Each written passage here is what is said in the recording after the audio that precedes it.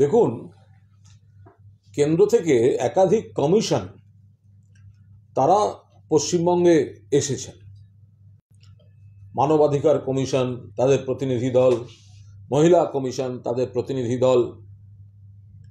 আমাদের শুধু প্রশ্ন, এই কমিশনগুলো কত বড় দলদাস যে এদের শুধু বাংলায় যাতায়াতের টিকিটগুলো অ্যাপ্রুভ করে গভর্নমেন্ট, অন্য কোনো রাজ্যে এরা যান? মণিপুর জ্বলছে, বছর ঘুরে যায়, মণিপুর জ্বলে, মুখ্যমন্ত্রীর বাড়ি আক্রমণ হয়, জাতিবিদ্বেষ ছড়ায়, খুন ধর্ষণ, সম্পত্তি নষ্ট, আগুন, প্রাণহানি। কবার গেছে কমিশন, কেন্দ্রের কমিশন কবার গেছে? কবার মহিলা কমিশন গেছে? ত্রিপুরা, অন্যান্য রাজ্য যেগুলো বিজেপি শাসিত, সেখানে যখন একের পর এক খারাপ ঘটনা ঘটে তখন এই কমিশনগুলো যায় না কেন? সেই কমিশন কেন শুধু বাংলায়? বাংলাকে টার্গেট করে কমিশনগুলোকে ব্যবহার করা হয়। এরা দলদাস, এদের কোনো স্বাধীন সত্তা নেই। বিজেপির নির্দেশে বাংলাকে মেলাইন করতে আসে, বিজেপির নির্দেশে বাংলাকে মেলাইন করতে আসে কেন্দ্রের এই কমিশনগুলো। অন্য জায়গায় যায় না কেন? অন্য রাজ্যে যায় না কেন? আর যে ইস্যুটায় গেছে মুর্শিদাবাদ, বারবার বলা হচ্ছে একটা বৃহত্তর প্লট। আজকে সেন্ট্রাল একাধিক এজেন্সিও মানতে বাধ্য হচ্ছে যে বাংলাদেশ থেকে দুষ্কৃতীরা এসে মূল হামলার মাস্টার মাইন্ড। ঢুকলো কি করে অন্য রাজ্য, অন্য দেশ থেকে? বিএসএফ দেখে, অমিত শাহ রয়েছে, এর তদন্ত হবে না? ওয়াকফ বিল নিয়ে মানুষকে প্ররোচিত করে মানুষের আন্দোলন, তার মধ্যে বাইরে থেকে আসা হামলাবাজরা ঢুকে প্ররোচনা দিয়ে একটা গন্ডগোল করে বাংলাকে মেলাইন করার, এটা একটা প্লট, গোটাটা মিলিয়ে একটা প্লট। আমরা এটারই তো তদন্ত চেয়েছি, আমরা তো এটার তদন্ত চেয়েছি যে যে অভিযোগগুলো আসছে সে অভিযোগগুলো ঠিক কিনা। সীমান্ত লুজ, সীমান্ত থেকে ঢুকিয়ে দেওয়া হলো, গন্ডগোল হলো, সঙ্গে সঙ্গে সেটা নিয়ে নেমে পড়বে বিরোধীরা, সঙ্গে সঙ্গে পাঠানো হবে কমিশনকে, বাংলাকে কলুষিত করা, এগুলো শুরু হয়ে যাবে। তো এইগুলো তো একটা সাজানো চিত্রনাট্য অনুযায়ী চলছে। আর সেখানে দিল্লির এজেন্সিগুলো তারা দলদাসের মতো তাদের ভূমিকা পালন করতে এসছে। কেন যায়নি এতদিন? তারা মণিপুরে কি করেছে, ত্রিপুরায় কি করেছে? যখন উত্তরপ্রদেশে একের পর নারী নির্যাতন, ধর্ষণ হচ্ছে, প্রধানমন্ত্রীর নির্বাচনী কেন্দ্রে হয়েছে, সেখানে মহিলা কমিশন যায়নি কেন কেন্দ্রের? যখন প্রধানমন্ত্রী নরেন্দ্র মোদীর নিজের নির্বাচন কেন্দ্রে নারী নির্যাতন হচ্ছে, তখন সেখানে মহিলা কমিশন যেতে পারছে না কেন্দ্রের। তখন কেন্দ্রের কমিশনগুলো কি করছে? তাদের কি শুধু যাতায়াতের টিকিট ভাড়াটা অ্যাপ্রুভড হয় বাংলার টিকিট কাটলে? একটা বড় প্লট সাজানো হয়েছে মুর্শিদাবাদে, সাধারণ মানুষের অসুবিধা হয়েছে, ক্ষতি হয়েছে। একটা অংশকে বদনাম করার জন্য আর একটা অংশের চোখে জল বার করা হয়েছে। আর এটা সুতোর টানটা টানছে এই ষড়যন্ত্রকারীরা। আমরা এর পুরোদস্তুর তদন্ত চেয়েছি। কিভাবে বাংলাদেশের ওপার থেকে হামলাবাজরা এসে হামলা করে আবার ব্যাক করে যেতে পারে? এখানে প্রতিবাদী মানুষ আছেন, গণতান্ত্রিক প্রতিবাদ, কিন্তু ওখান থেকে ঢুকে এসে তার মধ্যে আগুন জ্বালিয়ে লুটপাট করে দিয়ে, যেখানে বিরোধী দলনেতা পর্যন্ত স্টেটমেন্ট করছেন বাংলাদেশ থেকে, বাংলাদেশের স্টাইলে এসে লুট করে পালিয়ে গেছে। শুধু তৃণমূল বলেনি, বিজেপির বিরোধী দলনেতা বলেছেন। ফলে আমরা এইভাবে এই কমিশন আসাটা আরো প্রমাণ করছে এটা একটা সুপরিকল্পিত চিত্রনাট্য। মুর্শিদাবাদ হামলা যারা করিয়েছে তার সঙ্গে এখন এইসব বিভিন্ন যাতায়াতের এক সূত্র বাঁধা আছে কিনা বাংলাকে টার্গেট করে, আমরা এর তদন্ত চাইছি। whether all the allegations are true or not, আমরা পুরো দস্তুর এটা তদন্ত চাই। কি রকম তদন্ত, কে করবে সেই তদন্ত? সংশ্লিষ্ট সবাই করবে। আমাদের যেখানে মুখ্যমন্ত্রী তদন্ত ঘোষণা করেছেন তারাও, সেই তদন্তকারীরাও তদন্ত শুরু করেছেন। ফলে সকলকে, ওরা তো ওদের তদন্ত তো বলতে পারি না যেটা কেন্দ্র তদন্ত করুক, যাদের যে কেন্দ্রীয় এজেন্সিগুলোর বিরুদ্ধে অভিযোগ, তারা কি তদন্ত করবে? তারাই তো এর পেছনে আছে বলে অভিযোগ। একদিকে তো কমিশন যেমন পৌঁছচ্ছে, পাশাপাশি রাজ্যপাল সরকারের ডাকে নিষেধ করলেন মুখ্যমন্ত্রী, তিনি চলে গেলেন। রাজ্যপাল দায়িত্বজ্ঞানহীন কাজ করেছেন। মুখ্যমন্ত্রী খুব স্পষ্টভাবে বলেছেন এবং নির্দিষ্টভাবে মুখ্যমন্ত্রী জানিয়েছিলেন যে ওখানে একটা ঘটনা ঘটেছে, তার পেছনে গভীর ষড়যন্ত্র আছে। ষড়যন্ত্র আছে, অশান্তি তৈরির ঘটনা, একটা ঘটনা ঘটেছে, শান্তি ফিরেছে, মানুষের আরো কনফিডেন্স বাড়ানোর একটু সময় দিতে হবে, শান্তি ফিরেছে। তো এই সময়টা মুখ্যমন্ত্রী নিজেও যাচ্ছেন না, জনজীবন স্বাভাবিক ছন্দে ফিরছে, যাতে এখন আর কেউ না যান। 2-4 দিন যেতে দিন। মুখ্যমন্ত্রীও বলেছেন তিনিও যথা সময়ে যাবেন, রাজ্যপালও 100 বার যাবেন। কটা দিন যেতে দিন, স্বাভাবিক ছন্দে ফিরেছে জীবন। শুনলেন না, গেছেন। তার কারণ তার রাজনৈতিক বসেরা এটাও কিন্তু এই প্লটের মধ্যে আছে। আমরা এটা এই গোটাটাই তদন্ত চাইছি এই কারণে যে একটা ঘটনা বাইরের লোকেরা এসে হামলা করে ঘটাবে, তারপর সেটা নিয়ে বিজেপি নামবে, বিজেপির কমিশন আসবে, এপাশ থেকে রাজ্যপাল যাবে, বাংলাকে মেলাইন করা হবে। এই সব কটা এক সূত্রে বাঁধা চক্রান্ত, এই অভিযোগ থেকেই তো আমরা তদন্তের দাবি করেছি। বিজেপি বলছে একদিকে বিভাজনের রাজনীতি, অন্যদিকে তারা বলছে যে গ্রাম দিয়ে শহর ঘেরো, এইভাবেই তারা আগামী সময়ে রাজনীতিতে আসবে। বিজেপি যেগুলো বলে, ওদের সঙ্গে মানুষ নেই, ওরাও মানুষের সঙ্গে নেই, বাংলা ওদের সঙ্গে নেই, ওরাও বাংলার শত্রু। তো সুতরাং বিজেপির এই ধরনের কথাবার্তাগুলোর কোনো অর্থহীন, কোনো প্রাসঙ্গিকতা নেই, কোনো তাৎপর্য নেই। যারা বাংলার টাকা আটকায়, যারা বাংলার গরিব মানুষকে পারিশ্রমিক থেকে 100 দিনের কাজে বঞ্চিত করে, যারা বাংলার মানুষকে আবাসের বাড়ি থেকে বঞ্চিত করে, যারা গর্বের সঙ্গে বলে আমরা দিল্লিকে বলছি, এই না, যারা কথায় কথায় শুধু সেন্ট্রাল এজেন্সি দিয়ে বাংলাকে শাসন করতে চায়, যারা বাংলাকে কলুষিত করে বদনাম করে তাদের রাজনৈতিক স্বার্থ চরিতার্থ করতে চায়, যারা ধর্মকে ভেদাভেদের হাতিয়ার করে ভোটের রাজনীতি করতে চায়, তো তারা এই ধরনের অসার কথাবার্তা, ওরা কোনো দিক দিয়েই কাউকে কিছুই কোনো ছাপ ফেলতে পারবে না। বাংলায় 2026 সালে বিপুল সংখ্যাগরিষ্ঠতা নিয়ে চতুর্থবারের জন্য শপথ নেবেন মুখ্যমন্ত্রী মমতা বন্দ্যোপাধ্যায়। জাতীয় মানবাধিকার কমিশন বেরিয়ে আসতে, সেখানে আবার গন্ডগোল শুরু হয়েছে, শরণার্থীরা গন্ডগোল করছে যে কথা বলতে পারেনি, অনেককে যেতে দেওয়া হয়নি। ওরা তো যাচ্ছেন অশান্তিটা তৈরি করতে। এই কারণে তো বারবার মুখ্যমন্ত্রী বলছিলেন যে একটা গন্ডগোল করানো হয়েছে, আই রিপিট, করানো হয়েছে, গন্ডগোল করানো হয়েছে, একটা স্পেসিফিক প্লটে গন্ডগোল করানো হয়েছে, সীমান্তের ওপার থেকে লোক ঢোকার অভিযোগ এসছে, আমরা তদন্ত চেয়েছি। এই সময়টায় স্বাভাবিকতা ফেরানো হচ্ছে, জীবন ছন্দে ফিরছে, লোকে ঘরে ফিরছে, ক্ষতিপূরণ রাজ্য সরকার করে দিচ্ছে। এই সময় বাইরে থেকে লোক যাতায়াত করা মমতা বন্দ্যোপাধ্যায় যেতে পারতেন না, তিনি নিজে যাননি। প্রশাসন যা যা কাজ করার আগে করছে, কদিন বাদে যথাসময় মমতা বন্দ্যোপাধ্যায় যাবেন। ইচ্ছাকৃতভাবে খোঁচানোর জন্য, অস্থিরতা তৈরির জন্য, রাজনৈতিক ইস্যু করার জন্য, বাংলাকে কলুষিত করার জন্য, ছবি তোলার জন্য এই দলদাস কমিশনের কিছু দালাল প্রতিনিধি তারা যাচ্ছেন। রাজনৈতিক অ্যাসাইনমেন্টে এসছেন, তারা রাজনৈতিক অ্যাসাইনমেন্টে এসছেন, বিজেপি দালালি করতে রাজনৈতিক অ্যাসাইনমেন্টে এসছেন।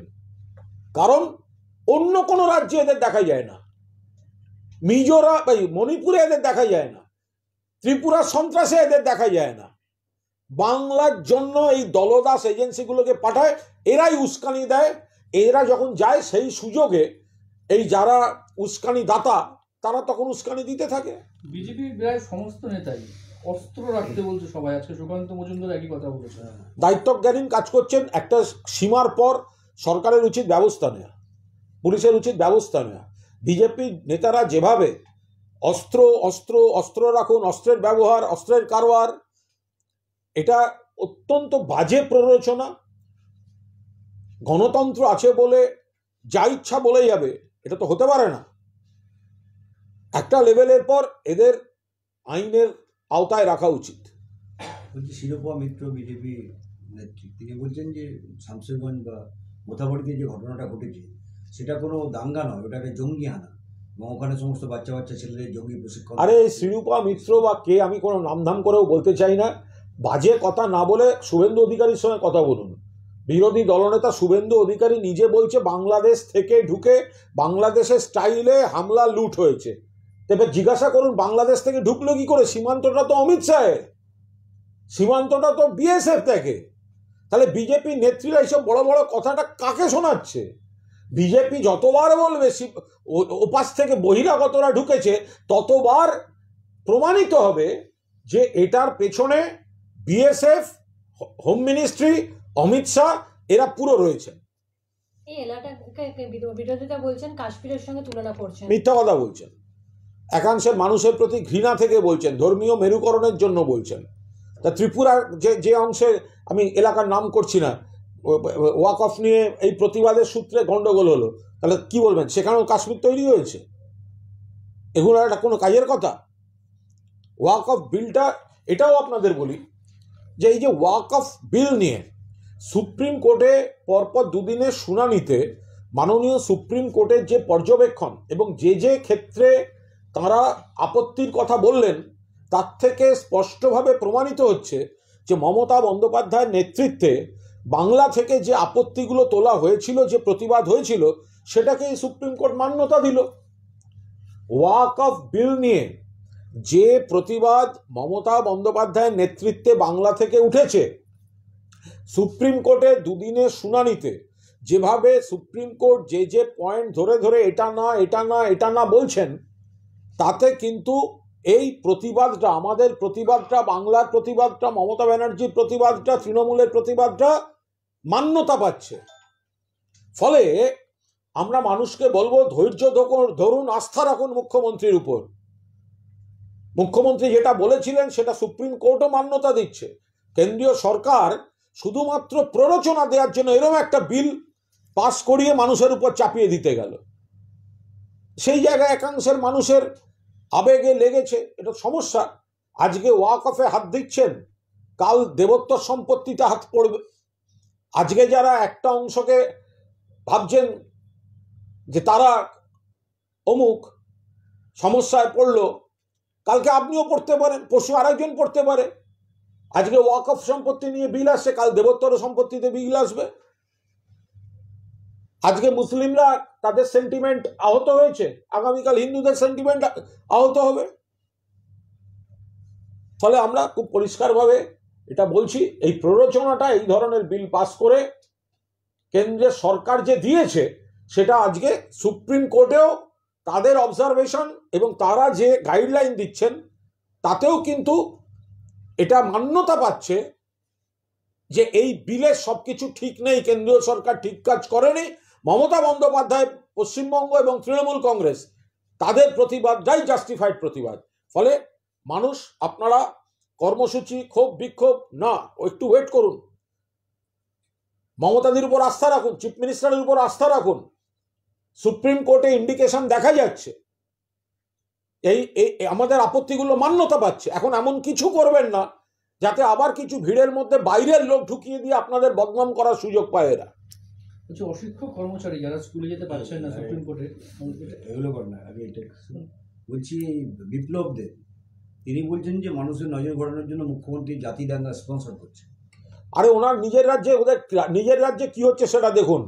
বাংলায় সব সম্প্রদায়, সব ধর্ম মিলে মিশে একসঙ্গে থাকে, এটা বাংলার রীতি। এটা বাংলার রীতি। হিন্দু, মুসলমান, খ্রিস্টান, আরো সব ধর্ম একসঙ্গে সসম্মানে থাকে, যুগের পর যুগ ধরে থাকে। সেটাকে বিষ ছড়াচ্ছে ভারতীয় জনতা পার্টি। তো ত্রিপুরায় কি হয়েছে, ওয়াকফ নিয়ে কি হয়েছে জানেন না বিপ্লব দেবরা? নিজেদের রাজ্য সামলাতে পারেন না, বড় বড় কথা বলতে এসছেন। একটা ত্রিপুরা অত্যন্ত সুন্দর রাজ্য, কিন্তু ছোট্ট রাজ্য। আমাদের বড় যে দুটো জেলা সমান হবে। রাজ্যটা খুব সুন্দর, মিষ্টি রাজ্য, বাট ছোট্ট রাজ্য। কি হাল করে ছেড়েছেন ওখানে, এই নিয়ে অশান্তি হয়নি? কি বলছেন আপনারা? ওখানেও কেন্দ্রীয় বাহিনী ঘোরেনি, আপনারা এখানে আসছেন দোষারোপ করতে। ত্রিপুরা থেকে বাংলাদেশ থেকে যাওয়া বহিরাগতরা আগরতলা স্টেশন থেকে বা ওখানে ওই এলাকা থেকে ধরা পড়েনি? ঢুকলো কি করে? ত্রিপুরা সীমান্তে গেল কি করে? সীমান্ত কাদের? সীমান্ত বিএসএফ এর। তাহলে বিপ্লববাবু যেগুলো বলছেন, আমার মনে হয় আগে ত্রিপুরার মানুষকে আপনারা ঠিকঠাক রাখুন, ত্রিপুরা রাজ্যটাকে ঠিক রাখুন, তারপর পশ্চিমবঙ্গ নিয়ে কুৎসাবাজি করতে আসবেন। জাফরাবাদের বাবা ছেলে খুন হওয়া, তাদের পরিবারের লোকরা আছে, ওখানে যে অভয়া মঞ্চের যে ক্লিনিক আছে সেখানে তারা যান এবং গিয়ে খুব ক্ষোভ প্রকাশ করেন এই ডাক্তারদের কাছে। অত্যন্ত নাটক করতে গেছেন ওখানে অভয়া ক্লিনিক, এর সঙ্গে কোনো সম্পর্ক নেই। এই অভয়া ক্লিনিকের নামে যারা গেছেন তারা যে প্রতিটি পদক্ষেপে সরকার বিরোধী কুৎসা অপপ্রচার রাজনীতি করে এসছেন, সেটা আবার প্রমাণ হয়ে গেল। ওই জায়গায় অভয়া ক্লিনিকের কোথাও কোনো প্রয়োজন নেই। ওনারা যে হিসাব দিয়েছেন জনগণের কাছ থেকে টাকা নিয়ে, তাতে অসঙ্গতি ধরা পড়েছে, বহু প্রশ্ন উঠছে। সেগুলো থেকে জবাব এড়াতে নতুন নাটক করতে গেছেন। কি সম্পর্ক ওর সঙ্গে? ওখানে কি করতে গেছে? কোন কাজে গেছে? সাধারণ মানুষ যখন, গরিব মানুষ তাদের কাছে যাবে, এরা সাধারণ মানুষ গরিব মানুষকে বিনা পয়সায় চিকিৎসা করে? ওখানে নাটক করতে গেছে। যে কজন গেছেন, কি নাম? অনিকেত মাহাতো, আশফাকুল্লাহ নাইয়া, তাদের প্রত্যেক এলাকার বাসিন্দারা পাড়ায় বিনা পয়সায় ক্যাম্প করে এদেরকে বসান। এদের যদি মানুষকে এত চিকিৎসা, গরিব মানুষের পাশে থাকা দরকার, বাড়ির থেকে দূরে যেতে দিচ্ছেন কেন? এরা পাড়াতেই যাতে একের পর এক গরিব মানুষ বিনা পয়সায় দেখাবেন। এদের পাড়ার কাছাকাছি, বাড়ির কাছাকাছি যারা থাকেন তারা এই ডাক্তারবাবুকেই দেখাবেন এবং বিনা পয়সায় দেখাবেন। নাটক করতে গেছে এরা। এর সঙ্গে অভয়ার কোনো সম্পর্ক নেই। এরা একেবারে প্রথম দিন থেকে বিষ ছড়িয়ে সরকার বিরোধিতা করতে গেছে। এখন আবার ওই আন্দোলনের নামে লাখ লাখ কোটি কোটি টাকা উড়িয়ে দেয় যারা, তারা আজকে ওখানে নাটক করতে গেছে। বিনা পয়সা হলে পাড়ায় ক্লিনিক খুলে বসুক।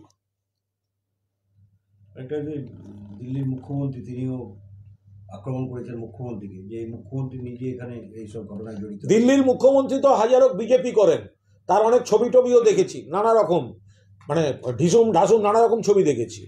তো সুতরাং তো দিল্লির পুলিশটা কাদের? দিল্লির পুলিশটা তো কেন্দ্রীয় হোম মিনিস্ট্রির আন্ডারে, দিল্লি রাজ্যের হাতে তো পুলিশ নেই, তার মানে তো বিজেপির হাতেই ছিল। তা দিল্লিতে যখন ভয়াবহ সন্ত্রাস, মৃত্যু, হানাহানি চলছিল, তখন কি করছিলেন? তখন জ্ঞান মনে পড়েনি?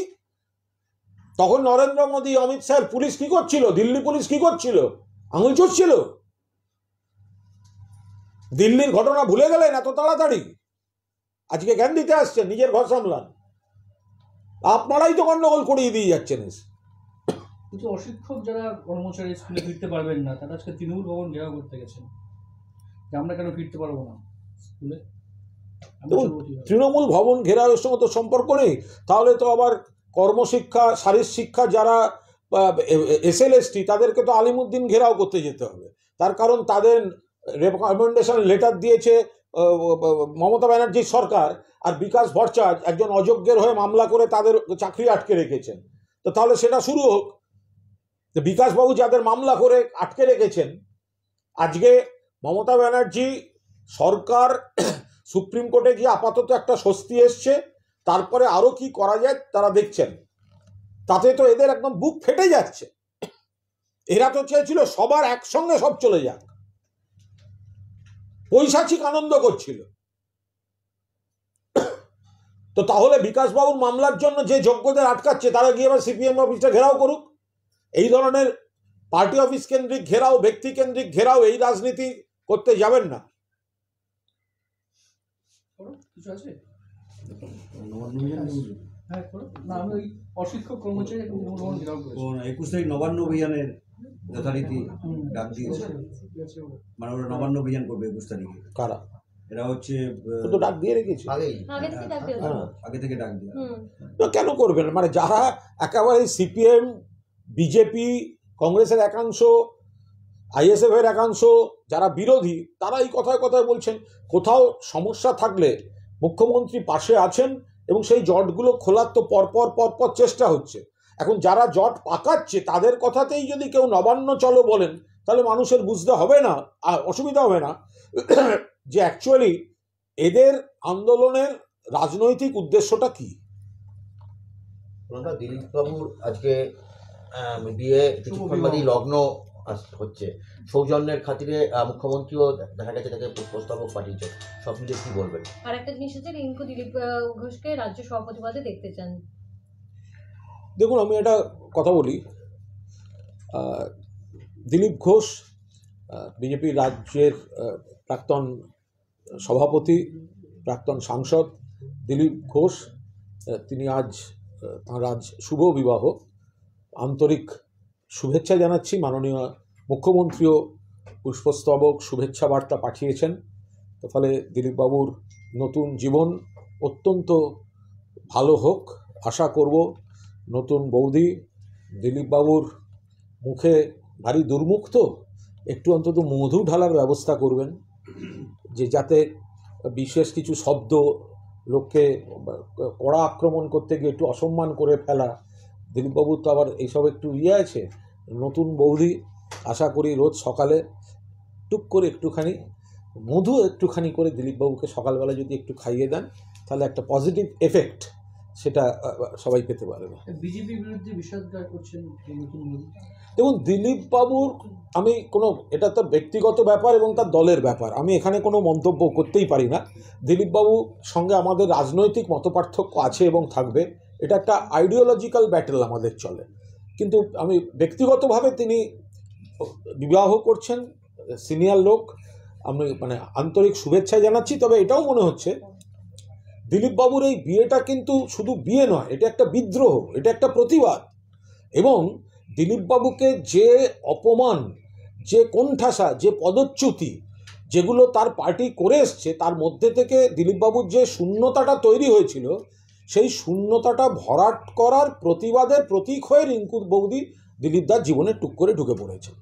এবার সেই জায়গায় যদি বৌদি বলেন যে দিলীপবাবুর সঙ্গে অবিচার, আমি যেগুলো শুনছি এদিক ওদিক, যা দিলীপবাবুর এই যোগ্যতা আছে, পার্টি তাকে দেখেনি বা পার্টির তাকে মেদিনীপুর থেকে সরানো ঠিক হয়নি, আমি তো কোথাও রিঙ্কু বৌদির কথায় কোনো ভুল দেখতে পাচ্ছি না।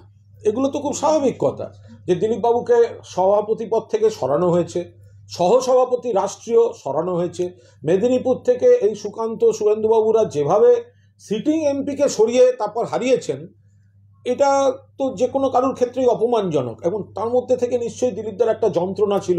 সেই দুঃখের দিনে রিঙ্কু বৌদি পাশে দাঁড়িয়েছেন দিলীপবাবুর, ফলে তো ভালো। তো যদি এরকম একটা, দেখুন, একটা বিপদের দিনে তো বোঝা যায় পাশে কে।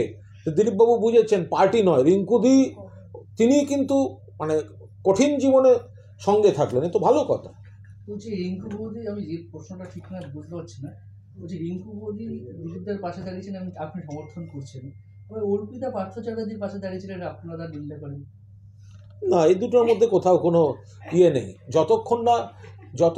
যতক্ষণ না সেটা নিয়ে কোনো অনৈতিক কাজ বা দুর্নীতির অভিযোগ এসছে, ততক্ষণ কে কার বন্ধু আমরা তো কখনো মাথা ঘামাইনি, কখনো মাথা ঘামাইনি। দিলীপবাবু এতটাই আক্রমণ করেছেন বিভিন্ন সময়, শুভেচ্ছা বার্তা পাঠানো, সেটাই বলছি, সুকান্ত পর্যন্ত সকালে পৌঁছে গেলেন, বিরোধী দলনেতার কোনো শুভেচ্ছা বার্তা, কোনো বার্তা কিছু পাওয়া যাচ্ছে না। এটা নিয়ে আমি মন্তব্য করতে পারবো না, এটা সম্পূর্ণ বিরোধী দলনেতার নিজের বিষয়, অভ্যন্তরীণ বিজেপির অভ্যন্তরীণ সমীকরণ, বিজেপির অভ্যন্তরীণ সমীকরণের বিষয়। কিন্তু আমরাও দিলীপবাবু সমালোচনা করি, দিলীপবাবু আমাদেরও সমালোচনা করেন। ওনার সঙ্গে তো আমাদের আইডিওলজিক্যাল ব্যাটেল চলে, উনি আমাদের আক্রমণ করেন না, তো করেন তো। কিন্তু একটা লোক বিয়ে করছে, তো আমরা শুভেচ্ছা জানাবো না? 100% শুভেচ্ছা জানাবো। এত আক্রমণের পরেও পলিটিক্যালি মুখ্যমন্ত্রী শুভেচ্ছা পাঠান। হ্যাঁ, এটা তো মুখ্যমন্ত্রীর বড় মন, সৌজন্য, এবং এই সৌজন্য, এই বাতাবরণে মুখ্যমন্ত্রী মমতা বন্দ্যোপাধ্যায় বিশ্বাস করেন যে দিলীপবাবু এত আক্রমণ করেন, এত বিশেষণ দেন, তারপরেও তাঁর জীবনে যখন একটা নতুন মুহূর্ত, বিবাহ, সেখানে মুখ্যমন্ত্রী পুষ্পস্তবক এবং পাঠিয়েছেন। আমাদের শুধু ওইটুকুই যে বৌদি ঘুম থেকে উঠে একটুখানি মধু শুধু যদি দিলীপবাবুর মুখে ঢেলে দেন, তাহলে এই খারাপ কথাগুলো একটু কমে যায়। এই বাজারেও সিটু, তারা শ্রমিক সংগঠন, তারা ব্রিগেড ডেকেছিল। এই বাজারে আরে সিপিএম এর আবার ব্রিগেড, সিপিএম এর হচ্ছে সিপিএম এর ডাকে ব্রিগেড চলো, আর বিজেপিকে ভোট দিতে ব্রিগেড থেকে ফেরো, এই তো হচ্ছে স্লোগান ওদের। যে লোকগুলো লাল ঝান্ডা হাতে ব্রিগেডে যায়, তারা বুথে গিয়ে বিজেপিকে ভোট দিয়ে আসে। এটা তো বারবার হয়ে আসছে। আপনি দেখবেন ওই ব্রিগেডের দিন কত বড় বড় কথা হবে মিডিয়ায়, সোশ্যাল মিডিয়ায়, হাতে লাল পতাকা নিয়ে গণসঙ্গীত, অমুক তমুক, হ্যান ত্যান। ভোটে দেখবেন ওই তরুণ তুর্কি বলে যাদের তুলছে, তাদের পাড়ার বুথগুলোতে হেরে বসে আছে। যতগুলো তরুণ তুর্কিকে আপনারা দেখান, সেগুলো নিজেরা হারে, তার পাড়ার বুথে হারে, তার সিট হারে। সিপিএম এর ভোট কমছে, বিজেপির ভোটটা একটু বেড়েছে, তৃণমূলের তো ভোট কমেনি। তাহলে ব্রিগেড ভরানোর সঙ্গে সিপিএম এর নির্বাচনী সাফল্য অথবা জনভিত্তির কোনো সম্পর্ক নেই। সিপিএম এর ডাকে ব্রিগেড চলো, আর বিজেপিকে ভোট দিতে ব্রিগেড থেকে ফেরো, এইটা হচ্ছে সিপিএম এর এখন মুখোশ। সিপিএম ব্রিগেড ডেকেছে, যাবে কিছু বিজেপির লোক। তৃণমূলের লড়াই এদের দুপক্ষের বিরুদ্ধে। তৃণমূল সিপিএম এর এটাকে ব্রিগেড বলে ধরেই না, তার কারণ জানে এই লোকগুলো তো বিজেপির ভোটার, সোশ্যাল মিডিয়ায় দেখবেন এদের নতুন যে যাদেরকে সব তরুণ তুর্কি, আগুন পাখি, ওই নানা রকম সব ব্যাপার আছে, সাবমেরিন, এভারেস্ট, নানা রকম জিনিস বলে যাদের চালায়, নিজেরা জামানত জব্দ হয়, সিটে হারে, তাদের পাড়ার বুথগুলো হেরে থাকে। এরা করবে ব্রিগেড। এগুলো সব হচ্ছে রামবামের ব্রিগেড। ওটা একা সিপিএম এর ব্রিগেড না, ওটা রামবামের ব্রিগেড। ওপরে সিপিএম, ভেতরে ওগুলো সব বিজেপির ভোটার। আচ্ছা, একটা অন্য প্রশ্ন আছে। কিছুদিন আগে বিজেপি বিরোধী দলনেতা বলেছিলেন যে পরিযায়ী শ্রমিকরা প্রচুর পরিমাণে বাইরে রয়েছেন, কিন্তু সেখানে একটা এমন বাতাবরণ তৈরি হচ্ছে যে পরিযায়ী শ্রমিকদের ওপরে একটা অন্যরকমের বিদ্বেষ ভাব তৈরি হচ্ছে।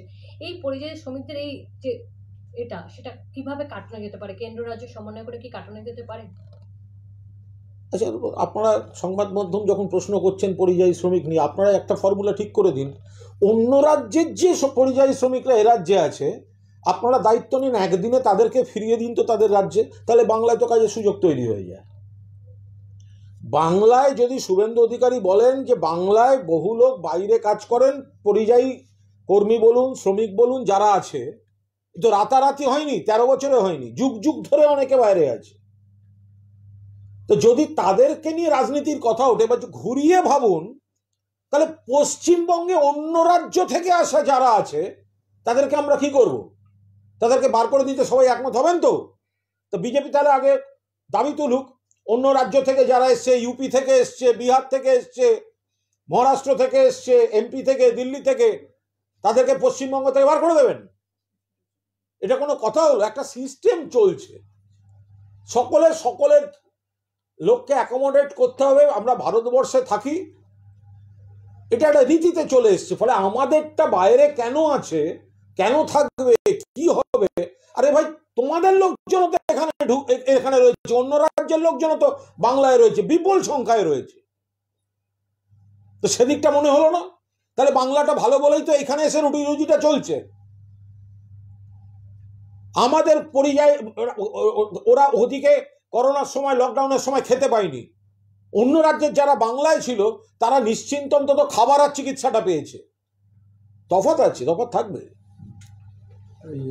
অস্ত্র উদ্ধার একটু রাজ্য পুলিশ, এসটিএফ, উত্তর চব্বিশ পরগনা হাওড়া থেকে বেশ কিছু অস্ত্র উদ্ধার করেছে, অ্যারেস্ট হয়েছে, 4 জন অ্যারেস্ট হয়েছে। দেখুন, এটা আগে সিপিএম জমানায় কোনো উদ্ধার ফুদ্ধার বালাই ছিল না। রাইটার্সের পাশে বউবাজারে রশিদ খানের বাড়ি বিস্ফোরণ হয়ে গেল, বৃহত্তম বিস্ফোরণ বাংলায়, শতাধিক হতাহত। লালবাজারের পাশে, রাইটার্সের পাশে, সিপিএম জমানায় সব ধরা টরা হতো না, তো মমতা ব্যানার্জির পুলিশ ধরছে। অন্য রাজ্য থেকে দুষ্কৃতীরা যদি কোনোভাবে এখানে অস্ত্র ঢোকাতে যায়, জমায়েত করতে যায়, অ্যাকশন নিচ্ছে, ধরছে, তো ভালো কথা, পুলিশের প্রশংসা করার কথা। এবার আমরা করবো হ্যাঁ